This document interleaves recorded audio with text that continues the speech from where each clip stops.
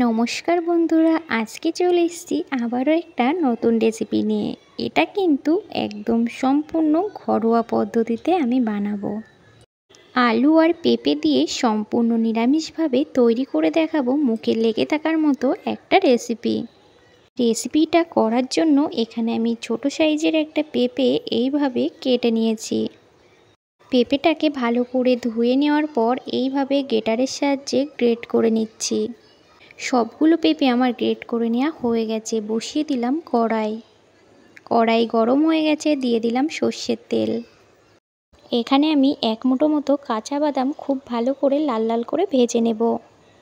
বাদাম ভাজা হয়ে গেছে, ফাটতে শুরু করেছে, এবার তেল থেকে উঠিয়ে নিয়েছি। এবার আমি কয়েকটা মটর ডালের বড়ি ভালো করে ভেজে নিচ্ছি। বড়িগুলো কিন্তু ভাজা হয়ে গেছে, এবার আমি তেল থেকে উঠিয়ে নিচ্ছি।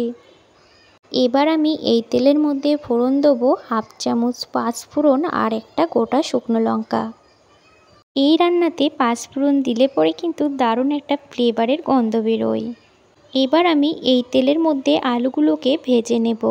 দিয়ে দিচ্ছি স্বাদ অনুযায়ী লবণ।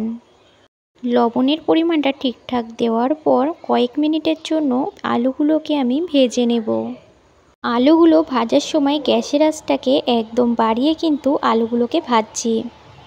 এবার এর মধ্যে আদা আর কাঁচা লঙ্কা বাটা 1 চামচ করে দিয়ে দিলাম। তার সাথে দিয়ে দিলাম হলুদের গুঁড়ো আর কাশ্মীরি লঙ্কার গুঁড়ো আর সামান্য জিরের গুঁড়ো। মশলাটাকে আলুর সাথে নেড়েচেড়ে খুব ভালোভাবে মিশিয়ে নেওয়ার পর এটাকে খুব সুন্দরভাবে কষিয়ে নিতে হবে। আলুর সাথে মশলাটাকে খুব ভালোভাবে কষিয়ে নিয়েছি। এবার এর মধ্যে দিয়ে দিচ্ছি গ্রেট করে নেওয়া পেঁপে। তার সাথে দিয়ে দিচ্ছি স্বাদ অনুযায়ী নুন। আমি কিন্তু আলু ভাজার সময়ও নুন দিয়েছিলাম, তার জন্য নুনের পরিমাণটা আপনারা আপনাদের আইডিয়া অনুযায়ী দেবেন। তার সাথে দিয়ে দিয়েছি 1 চামচ চিনি। নিরামিষ রান্নাতে চিনি দিলে পরে কিন্তু নিরামিষ রান্নাটা অসাধারণ লাগে। আলু আর গ্রেট করে নেওয়া পেঁপেটাকে খুব ভালোভাবে নেড়েচেড়ে মিশিয়ে নিচ্ছি। এবার আমি এটাকে ঢাকনা দিয়ে রান্না করব 5 মিনিটের জন্য। এই রান্নাতে কিন্তু জল দেব না, একদম কম আঁচে রান্না করব। 5 মিনিট পর ঢাকনাটা আমি সরিয়ে নিচ্ছি। আবারও হালকা করে নাড়াচাড়া করব।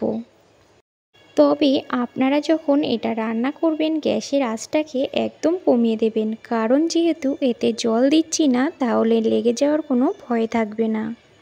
আমার মনে হচ্ছে এতে একটু সামান্য জলের প্রয়োজন, তার জন্য সামান্য একটু জল দিয়ে দিয়েছি হাতে করে। আবারও ঢাকা লাগিয়ে 5 মিনিট রান্না করব। 5 মিনিট পর আবারও আমি ঢাকনাটা সরিয়ে নিচ্ছি। এখানে কিন্তু আমাদের আলু আর পেঁপেটা খুব ভালোভাবে সিদ্ধ হয়ে গেছে। এই রান্নাটা করতে কিন্তু আপনাদের খুব বেশি একটা সময় লাগবে না। এবার আমি ভেজে নেওয়া বড়িগুলোকে গুঁড়ো করে নিয়ে দিয়ে দিলাম আর তার সাথে দিয়ে দিলাম বাদামগুলো। আর দিয়ে দিচ্ছি সামান্য একটু পরিমাণে গরম মশলার গুঁড়ো। দিয়ে ভালো করে নাড়াচাড়া করে মিশিয়ে নেব। গ্যাসের আঁচটাকে কিন্তু অবশ্যই আপনারা কমিয়ে রাখবেন, নাই কিন্তু তলার দিকে ধরে যেতে পারে।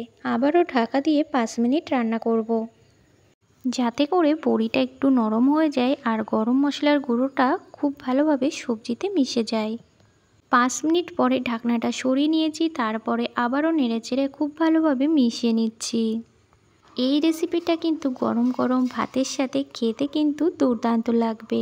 আবার আপনারা রুটি দিয়েও খেতে পারেন। রেসিপিটা আপনারা কে কোথা থেকে দেখছেন অবশ্যই আমাকে কমেন্ট করবেন। আর রেসিপিটা ভালো লাগলে লাইক, কমেন্ট, শেয়ার এবং সাবস্ক্রাইব করতে ভুলবেন না। আর পাশে থাকা বেল বাটনটি অবশ্যই প্রেস করবেন। আজকের মতো এখানেই বিদায় নিচ্ছি। সুস্থ থাকবেন, ভালো থাকবেন।